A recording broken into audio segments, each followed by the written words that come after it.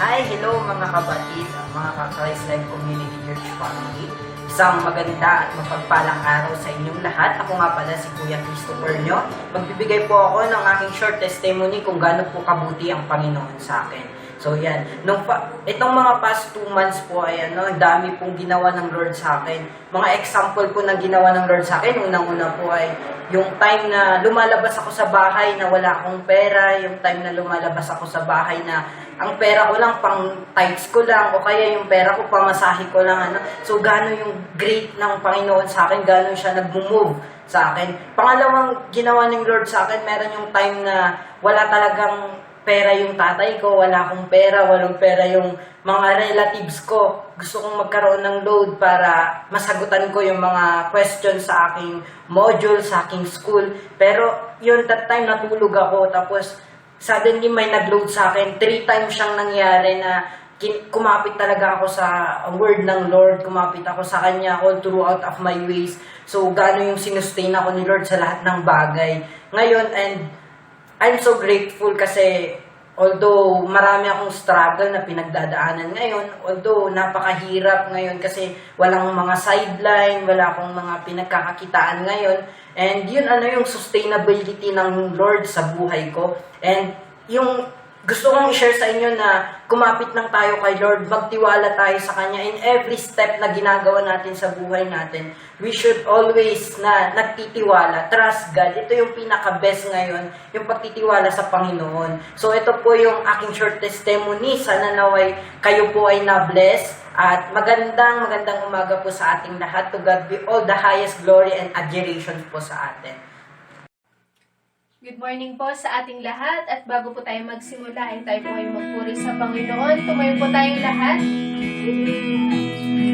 Iaikot din po natin yung mga pamilya natin, yung kasama po natin sila sa mga bahay natin. Tayo po ay magpuri sa Panginoon. Awitin po natin ito. Thank you, Lord.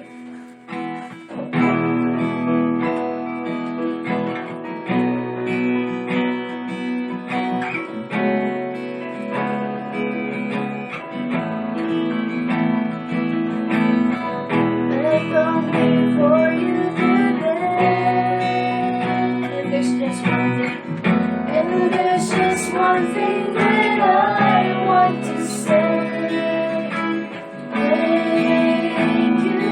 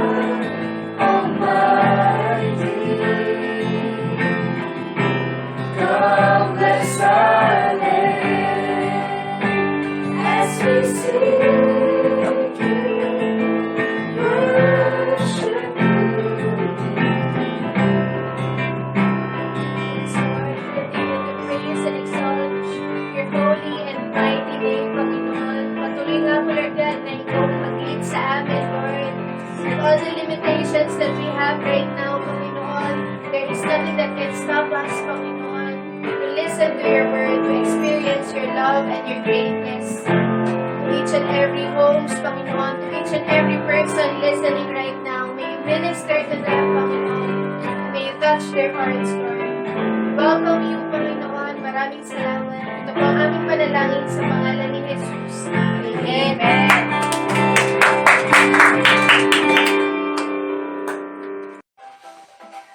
Good morning, CLCC family, and welcome to all our viewers online.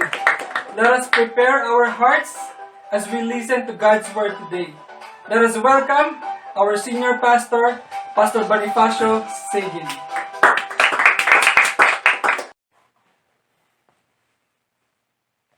Hello po, kumusta po tayong lahat? At tayo po ay magpapatuloy po sa salita ng Panginoon. Tunay nga po na nakakalugod po ang ating Panginoon dahil nagsama-sama po ulit tayo para po dito sa gawain ng ating Panginoon. At ngayong umaga po ay gusto po nating i-share sa inyo yung patungkol po sa ating pananampalataya. It is about personal faith.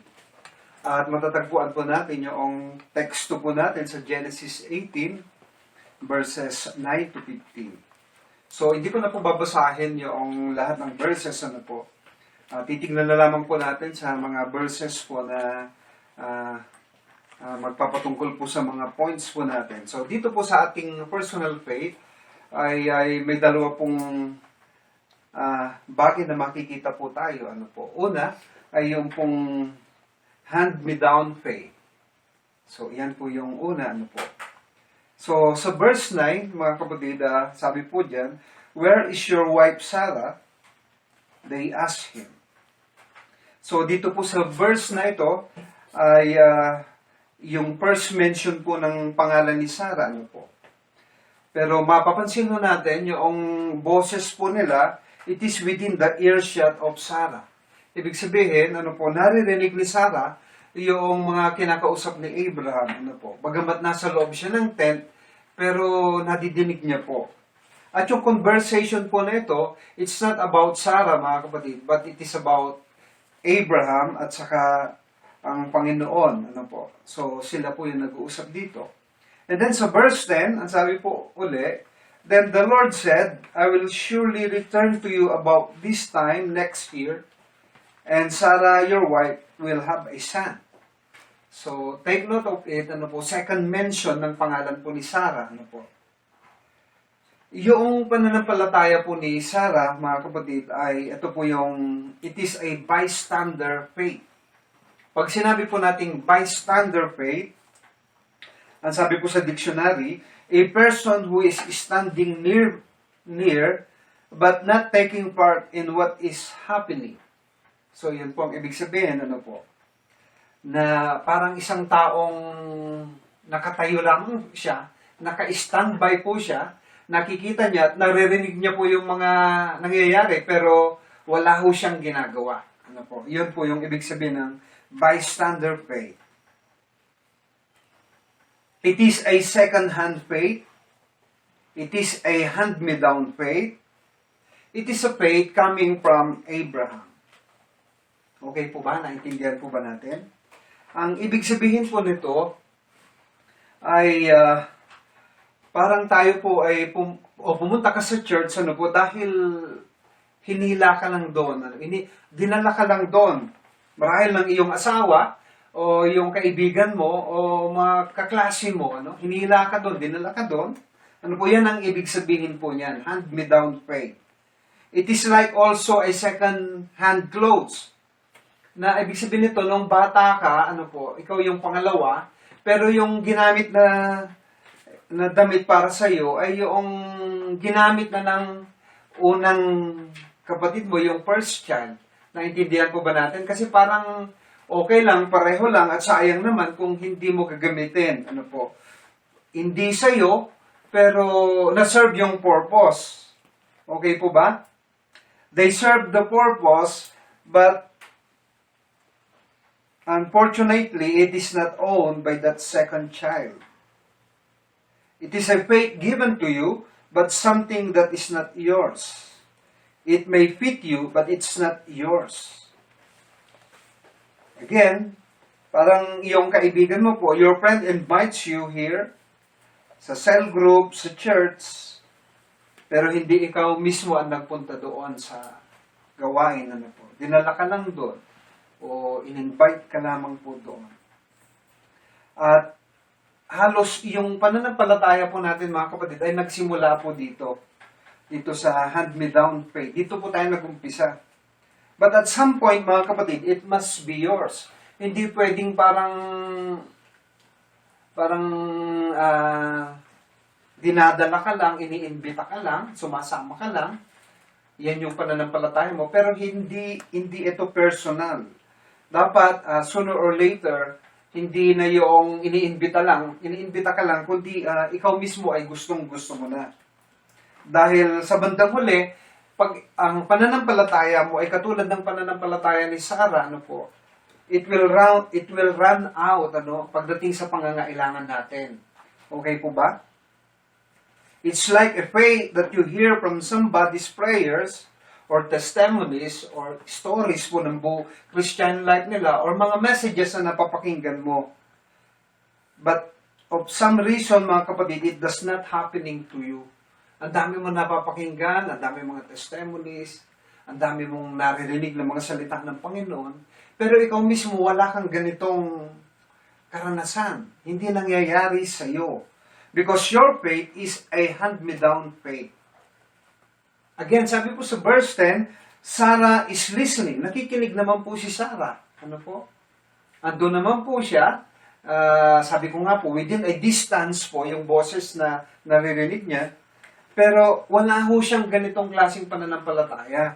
Why? Kasi nga po siya ang nagbigay kay Hagar, kay Abraham. That's why si Abraham ay nagkaroon po siya ng 13 years old na anak na si Ismael. Okay po ba? Naintindihan po ba natin? So dito po sa pangyayaring ito, ini-invite po, God is luring her into this idea of faith. Ito po yung situation. Nagsasalita ang Panginoon, nilulure niya, ini-invite niya si Sarah para dito sa totoong pananampalataya ay lumapit siya. Faith that you own was not, it was not dependent on Abraham. Ang tunay na pananampalataya daw po ay hindi po dahil nakadepende si Sarah kay Abraham. O parang tayo, ang pananampalataya natin ay hindi po base o hindi nakadepende sa mga kapatid natin o kung sa sino mang taong kakilala po natin. Amen po ba? Faith that was not just passing by because someone was passing it to us. Andyan po ba kayo? Naintindihan po ba natin? Faith that have a relationship with God. So mga kapatid, tinutukoy lang po natin yung first point po natin. Ano po? It is a hand-me-down faith. Okay po ba? Katulad po ni Sarah na nabasa po natin doon sa verse 10 and 11. Ay, verse 9 and 10. Then pumunta naman po tayo dito sa pangalawang puntos po natin. Dito sa verse 11 and 12, which is a personal faith. Ang sabi po doon, Abraham and Sarah were already old and well advanced in years. Sarah was past the age of childbearing, so Sarah laughed to herself as she thought it. Sabi po diyan, ano po, yung isang kababaihan na supposed to be ay magkakaanak po siya bilang isang kababaihan, ano po, ay wala na kay Sarah po yun. Nag-menopause na po siya, ano po. Sabi po, everything is over. Wala na talaga kahit ano pang mangyari. It is gone. Kanya nga po si Sarah ho dito ay silap, ano po, tumawa po siya. At sa isip niya, it's too late. Imposible na ako'y magkakaanak pa at my age. Ano? Sabi niya, siya po ay matanda na, ano po? She is worn out. Pero ang personal faith, mga kapatid, the starting point of personal faith is facing the facts. Katulad po ng ating nakita dito, ito yung facts, ito yung katotohanan. Ano po? Na siya ay matanda na siya ay wala na, the age of 90 plus. Paano pa siya magkakaanak nito? Ito yung katotohanan. Pero sabi po dito, ang tunay o ang personal na pananampalataya, kailangan ay harapin mo itong mga facts po na ito. Sapagkat kuminsan iniisip po natin, ano po, that faith is the absence of facts. Faith is the absence of problems. Kuminsan meron pong ganoong pananaw na ang pananampalataya dapat maayos, dapat maginhawa, dapat ay walang problema. Pero hindi po ganoon, mga kapatid. The fact of the matter is faith works when you have the facts. Ulitin ko po. The fact of the matter is faith works when you face the facts. Your faith will just works kung haharapin mo, kung alam mo yung katotohanan, ano? Yung totoong pangyayari. And then you will override these facts by faith on God. Okay po ba? Na itong pananampalataya mo ito, mangingibabaw ito dito sa facts o sa reality na meron ka. Kailangan po nating matutunan, ano po, we have to learn how to face the facts and face our frustrations and our disappointments in our lives. Because you will not grow in faith if you live in this idea of denial. So tamang-tama po, very timely yung situations po natin. Pax po ito, meron po tayong coronavirus, na hindi po tayo mananampalataya dahil, kung mananampalataya tayo kung wala na ito, hindi po ganon. Okay po ba? Ngayon po tayo kailangang manampalataya. Hindi po yung tayo po ay magtatago, matatakot, at saka po tayo maniniwala sa Diyos. Sapagkat hindi po sa ngayon, wala po tayong nakikitang mga senyales na ito po ay aalis. So, dahil gusto ng Panginoon na tayo po ay manampalataya sa Lord. Okay po ba? Hindi po, wag po nating i-deny yung katotohanan po sa buhay natin. Because it is when you face the facts or the disappointments that you have, and you will see that God will deliver you in the midst of those frustrations. Okay po ba mga kapatid? Tayo po ay meron ho tayo ang ganun sa buhay natin. May mga problema ho tayo. Amen? Kanya nga po meron ho tayong pananampalataya para mangibabaw po yun. Yung pananampalataya natin sa problema ho natin. Yung mga disappointments po natin. Okay po. Parang ito nga po si Sarah. Ito yung situation niya. Hindi po sinabi dito sa Biblia na huwag mong isipin, wala lahat yan. Meron po lahat yun. Okay po ba? Gusto ko pong, para pong maintindihan natin itong message na ito po ay si Pastor Boris po. Hindi ko alam kung saang lugar po siya galing, Pero siya po ay man of faith and he really believes in God. Sobra po yung paniniwala niya sa Panginoon. Unfortunately, itong pastor na ito, ay nagkaroon po sila ng baby, nagkaroon sila ng anak, na itong anak nilang ito ay may super severe disease. So, yan po yung nangyari po sa kanila. Alam niya po yung pananampalataya niya na hindi hand-me-down faith. Hindi po ganun ang pananampalataya nito. Actually, meron po siyang sinulat na libro, that eventually, itong librong ito ay na-translate po sa maraming languages. Naging sikat na libro po ito. At ang pamagat po ng libro po niya ay Raising the Perfectly Imperfect Child. Ewan ko kung meron na pong nakabasa noon sa atin. Ulitin ko po. Yung title po ng book na ito, Raising the Perfectly Imperfect Child. Actually, si Pastor Boris, mga kapatid, pastor po ito ni Nick Bujisi. Ano po ba yan? Siya po, pastor niya po ito. At sabi po, he had to have a personal faith to believe that God had something to this handless, armless, legless, and feetless child.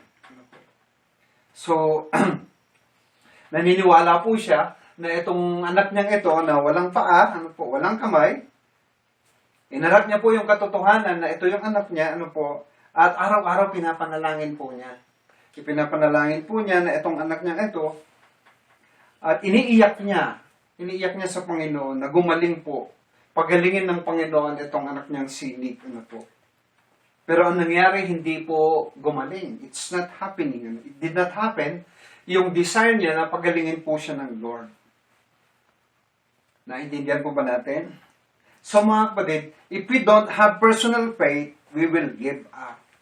Kung ang pananampalataya ho natin ay hindi po personal, kundi kung ang pananampalataya natin ay parang naniniwala lang tayo, o parang na-influensyahan ka lang, at may mga pagsubok ng katulad nitong si Pastor Boris, hindi po tayo tatagal, mag-give up po tayo.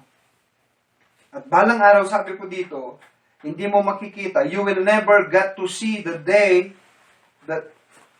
that child becomes who God meant him to be. Kung hindi personal po, katulad ni Pastor Boris, yung pananampalataya niya, hindi niya makikita balang araw kung ano yung purpose ng God kay Nick Bujisi.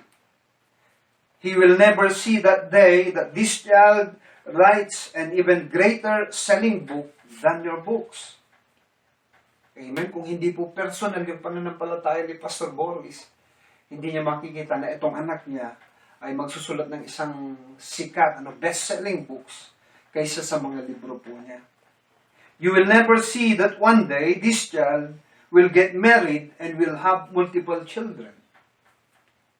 Amen? Kung hindi po personal yung faith ng tatay niya, hindi niya makikita na itong anak niya magkakaasawa pala ito at magkakaroon ng mga ilang anak. Amen po ba? Because we thought sometimes that faith was just growing legs and growing arms. Akala po natin ang pananampalataya ay dahil itong inihiling natin ay magkaka-legs at magkakaroon ng kamay. Pero hindi lang po ganun ang pananampalataya, mga kapatid. Sapagkat ang Panginoon po ay may plano at meron po siyang options kay Nick at sa bawat isa sa atin. Nick's struggle is not like ours. He cannot even scratch himself from the mosquito bites. Di po ba? Paano niya kukudkurin yung likod niya kung kinagat siya ng mosquito? Wala nga siyang kamay. Di po ba? So yung struggle niya, malayong malayo sa struggle po natin. Nung bata siya, paano siya lalangoy? Wala nga siyang, paano siya magsiswimming? Di ba? Wala nga siyang paa. Pero mamaya, makikita ko natin yung finished product ni Nick Bujicic, mga kapatid. Pero si Pastor Boris, mga kapatid, yung pananampalataya niya ay personal. His faith did not just own it, he did not just own it, he passed it to his son, and his son took it personally. Amen? Hindi lang po personal, ibinigay niya sa anak niya, at yung anak niyang si Nick, he take it personally. It's not just an influence, it's not just simple believing, kundi it's very personal po sa kanilang mag-ama. Kung ang pananampalataya po natin, it's just like a religion, pupunta lang po tayo sa church, at maniniwala lang tayo, na-influensyahan lang tayo sa mga iba't ibang naririnig natin na mga Kristiyano po, it is a hand-me-down faith, mga kapatid. It will fail all of us. Kasi di ba, madalas sa religion nga, blessed na blessed tayo. Ang daming kakaiba, ang daming mga milagro, pero nangyayari din ba sa'yo? May miracles ka ba? May mga kakaiba ba? Marahil yung pananampalataya mo ay hindi personal. Marahil it's just hand-me-down. Amen? Sa verse 13 and 14, pero bago ito, mga kapatid, gusto kong tignan po natin yung finished product. Panoorin po natin itong short film po na ito.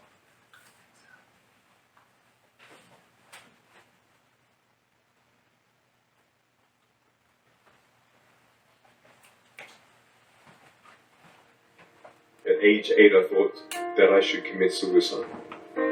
Why? I didn't have hope.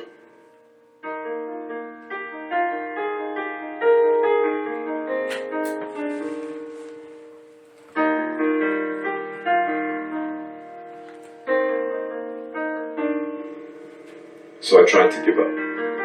At age 10, tried to drown myself in 6 inches or 15 centimeters of water in my home. I told my dad I just wanted to relax. Really, I wanted to end my life. I had enough.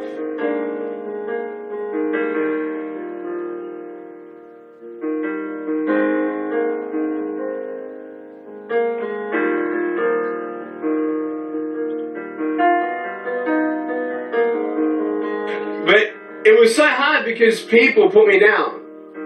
And I started believing that I was not good enough. I started believing that I was a failure. That I'll never ever be somebody who people would like or people would accept.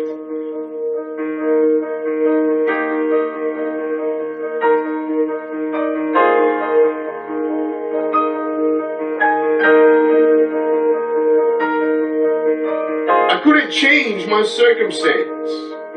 I couldn't just one day wake up and say, hey, give me arms and legs, I need arms and legs.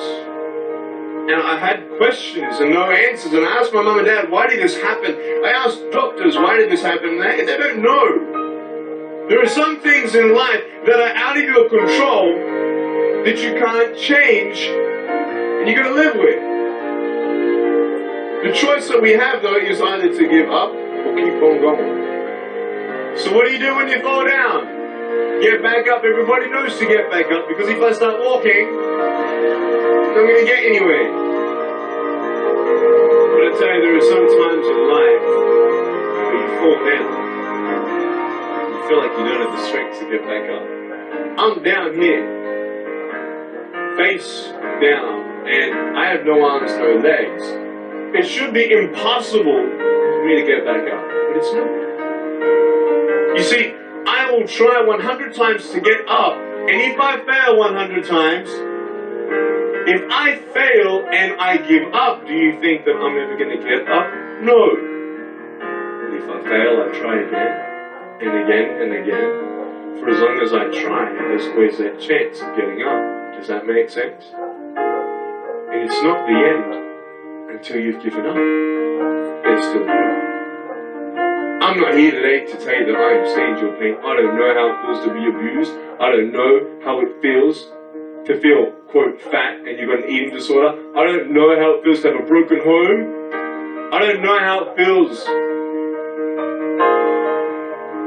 don't know how it feels to have a broken heart. I don't know how it feels to be alone. But I just want you to know that it's not the end. It matters how you're going to finish.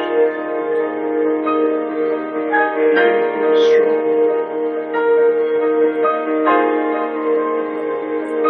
You will find that strength to get back up.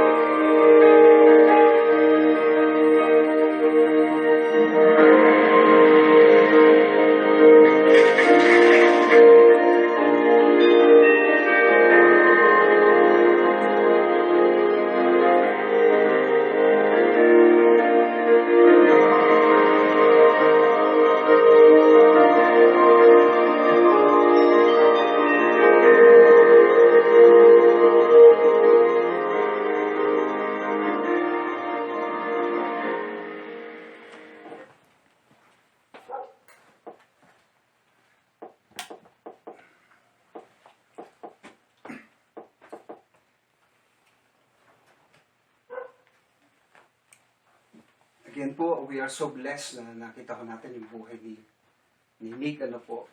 So sabi ko nga po kanina, it's because of a very personal faith ng tatay niya. Ano po, at hindi lang po simpleng naniwala o it's a hand-me-down katulad ni Sarah. He really took it very personal po. Kasi kung tayo po, kung hindi po very personal yung pananampalataya natin, ano po, hindi natin kakayanin po yung katotohanan, yung mga facts po sa buhay natin. Pero sabi nga po ng Panginoon dito sa verse 13 and 14, the Lord said to Abraham, why did Sarah laugh and say, will I really have a child now that I am old? Is anything too hard for the Lord? May mahirap po ba sa Panginoon? That's why God gave him a handless or armless, legless child, mga kapatid. Because there's a reason of it. Ano po? Despite the fact na ganito nga po yung ibinigay ng Panginoon, ano po, meron pong something special na alam po ng Panginoon nito. Parang tayo din po, there is a very special ano po, sa bawat isa sa atin. Kuminsan kasi dinideny po natin ano po yung mga reality sa buhay po natin. Pero nangyayari po talaga ito, kanya po tayo binigyan ng Panginoon. Because if we will took it very personal, maniniwala ko tayo sa Lord, sooner or later po mangingibabaw po yung purpose ng Panginoon. Sino nga pong mag-aakala o sino makakapag-isip na walang kamay, walang paa, pero naging ganito po siya kasikat. Ginamit po siya ng Panginoon worldwide. Ano po?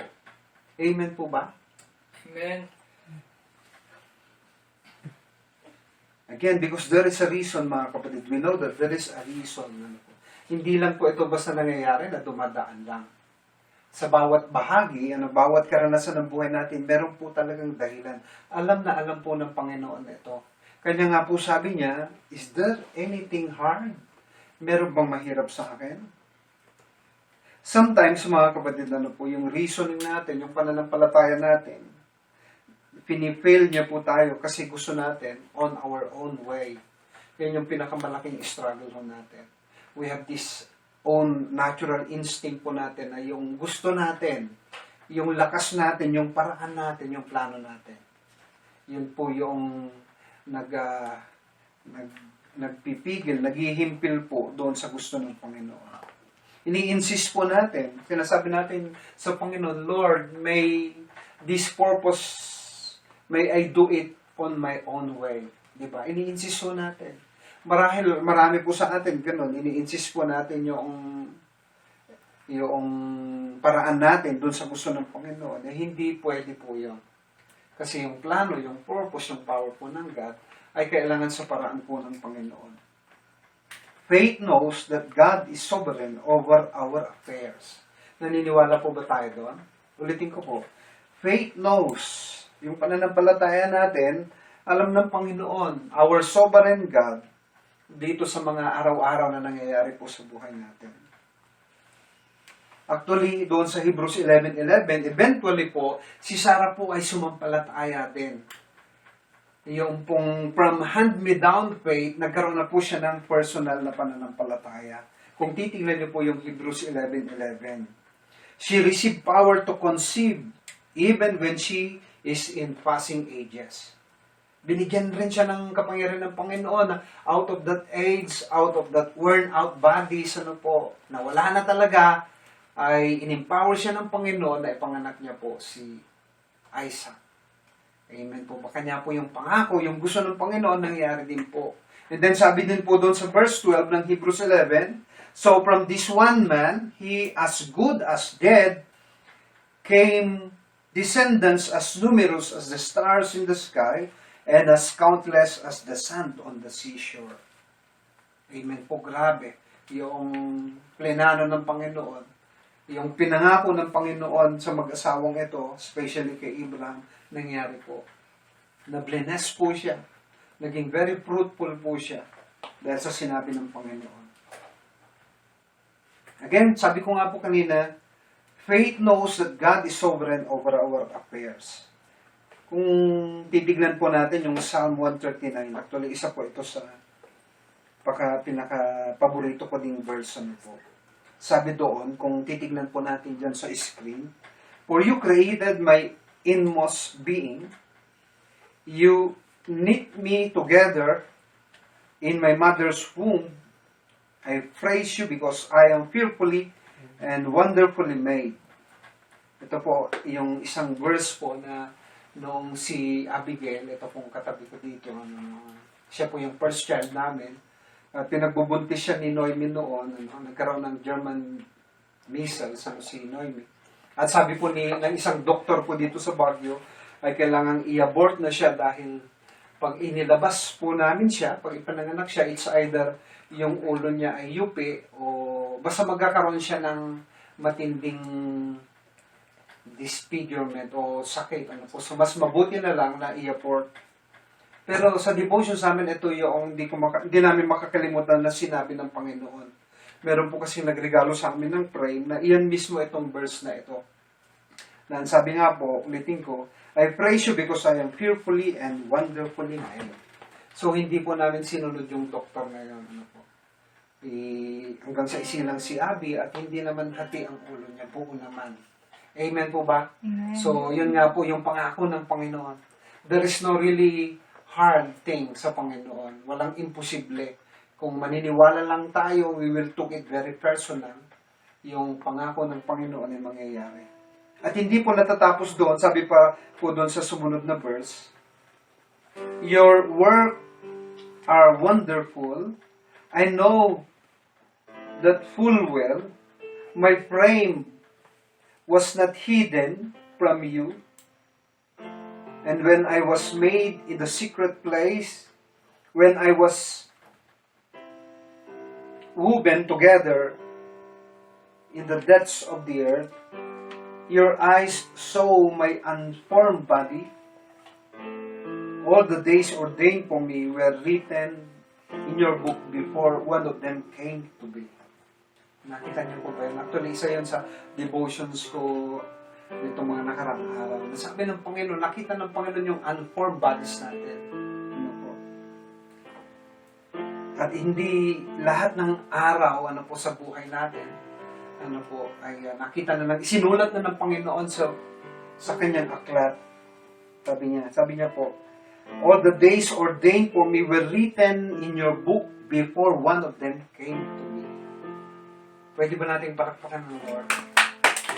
What a very powerful verse po sa buhay natin. Nasa loob ng maraming taon ay kabubuhay natin, nakita na ng Panginoon. Ganun po ka all-powerful, all-seeing yung ating Panginoon. Kanya sabi nga niya po sa atin, is there anything too hard for me? Meron bang mahirap sa akin? Amen po ba mga kapatid? Wala akong mahirap po sa Panginoon. Kailangan po nating manampalatayang very personal po sa buhay po natin. Whatever situations we have right now na po, maniwala po tayo sa Panginoon. Na alam ng Panginoon ito at pagpapalain po tayo ng Lord. Ito po yung panahon talaga mga kapatid na tayo po ay sasampalataya po sa Panginoon. Amen po ba? Sapagkat dito po ipapakita ng Panginoon sa panahon na ito na nandito po tayo sa crisis, na ilalayo po tayo ng Panginoon sa anumang pwedeng mangyari sa atin. Dito po sa health crisis, dito po sa financial crisis, nalalala pa po ito. Ito po yung sinasabi sa atin ng Panginoon. Kailangan tayong maniwala ho ngayon. Kailangan ho tayong kumapit po sa Lord. Kailangan po nating tanggapin, harapin yung katotohanan. Hindi po yung tinatalikuran natin yung mga katotohanan. Amen po ba? Mabuhay po tayong may COVID, mga kapatid. Amen. Hindi po yung maasa lang tayo, dapat wala na ito. Hindi po. Mabuhay po tayo, nakasama yan, pero the Lord is more powerful. Amen. Na ilalayo niya po tayo araw-araw. Na i-bless po tayo araw-araw. Ang akala natin sa pananampalataya, dapat walang problema, dapat walang COVID, dapat maayos, dapat convenient tayo para very normal. No. We will have faith when there is these problems. Kanya sabi nga po, the beginning of faith is to face these facts. It is we have to accept our frustrations, our failures. Amen. Harapin natin, tanggapin natin ito, at paniwalaan natin yung pangako ng Panginoon. At salamat nga po that at the end of that day, amen, si Sarah po ay, yun nga po, naging personal po yung kanyang simpleng paniniwala. Kanya po ginamit po siya ng Panginoon. So ito po ay isang wake-up call po sa atin na ito yung time na mas lalo tayong kumapit, mas lalo tayong umasa. Amen? Sabi nga po natin sa church po natin, now is the time of favor to us. Now is the time of salvations to us. Though it is the time na may grabing problema, but now, kasi iba nga po mga kapatid eh. Amen? Iba po yung gagawin ng Lord, iba yung ipapakita ng Panginoon sa atin. So, yun lamang po mga kapatid na nawa ay nakaanting po sa puso ko natin. Amen? Na i-check po natin yung pananampalataya natin. Is your faith a hand-me-down? Is it a bystander kind of faith? Na alam mo yung nangyayari pero wala kang pakialam. You do not involve, you do not participate. Ganun po ba? May pananampalataya ka ba? Bakit ka nagtatago? Ba't takot ka na takot? What kind of faith is that, kapatid? Faith is a very powerful faith. In the midst of those frustrations, God will prevail. Amen. God will provide. God will love us. God will protect us more. Let us participate. Let us join. Let us involve. Amen. Lumabas ho tayo, mga kapatid. Lumabas ho tayo. Gawin ho natin yung gusto ng Panginoon. Ipapahayag ng Panginoon yung kapangyarihan niya sa kalagitnaan po ng problema. Okay po ba? Tayo pong lahat ay manalangin.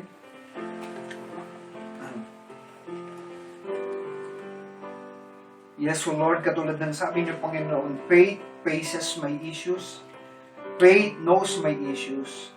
Faith realizes that nothing is too hard. Lord, may you check, Panginoon, our hearts. Baka po, Panginoon, akala namin mananampalataya po pala kami, pero hindi po pala. Lord, forgive us if we have so many doubts, if we have so many fears. Itong panahon na ito po, Panginoon, ipapakita niyo po yung kapangyarihan niyo. Mas lalo po naming mararanasan yung provisions niyo, Lord. Mas lalo niyo po naming mararanasan yung pag-ibig niyo, Panginoon. Kung ang anak niyo nga po agad ay namatay para sa amin, O Lord, paano pa itong maliliit na bagay na ito, Panginoon? These are nothing, Panginoon. Wala po silang magagawa nga po, Panginoon, sa inyo. Lord, napakasarap pong maniwala, napakasarap pong sumampalataya, Lord. Mararanasan namin yung kakaiba, yung mga supernatural things, Lord. Yung mula sa wala magkakaroon. Mula sa sakit, Panginoon, na hindi na malulunasan na igagaling, Panginoon. Lord, ipuin niyo po ang lahat ng mga kapatid namin, ang lahat ng mga nakikinig sa mga oras na ito. Hindi po religion, Lord, ang daladala po namin. Hindi po organization, Panginoon, na nagsasama lang kami. Lord, you have given us this powerful faith. You have given us the access. And this access is about faith, that if we believe in you, oh Lord, it will come, Panginoon. It will happen to our lives, Lord. Yes, oh Lord, we pray for miracles. We pray for healing. We pray for revival, Lord, sa mga kapatid po namin. We pray, Lord, lift your hands. Lord, may you stretch forth it, oh God, and touch them, oh Lord. Sapagkat katulad nga po ni Nick, Panginoon, na wala pong kamay at walang paa, pero Lord, ginamit niyo po siya. Di lalo na po kami, Panginoon, na may paa at may kamay kami, Panginoon. Kung alam lang po namin, Panginoon, katulad ng sinasabi niyo, Panginoon, our destiny, ang destiny ng bawat isa sa amin, Panginoon, ay napakatindi po, Panginoon. Na hindi namin kayang maiisip ngayon dahil grabe po yung pagpapala. Grabe po yung gagawin yung greatness sa buhay namin, Lord. You will make us very fruitful. You will make us very effective. Lord, i-bless niyo po. Marami po kaming mararating, Panginoon. Maraming mangyayari na pagpapala, Panginoon, at higit-higit pa sa naiisip namin. Katulad ng sabi niyo po sa Ephesians 3:20, Lord. More than what we ask, more than what we imagine. The power that is within us, O Lord, that as we yield, as we come unto you, Panginoon, hindi po ito masusukat, Panginoon. Hindi po ito makukomprehend. Lord, salamat po. Pagpalain niyo po kaming lahat. At dalangin ko po na lahat ng nakatutok at nakikinig, Panginoon, sa mga oras na ito, Lord, ay tunay po, Panginoon, that it will change their life, that they will have this personal faith, Lord. Purihin po kayo. Masalamat po. Ito po ang aming dalangin sa pangalan ni Jesus. Amen.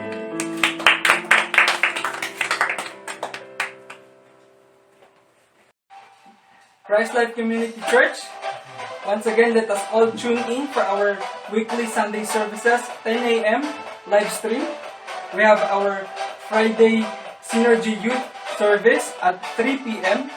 And para po sa ating mga giving of tithes and offerings, nandito po naka-flash sa ating screen.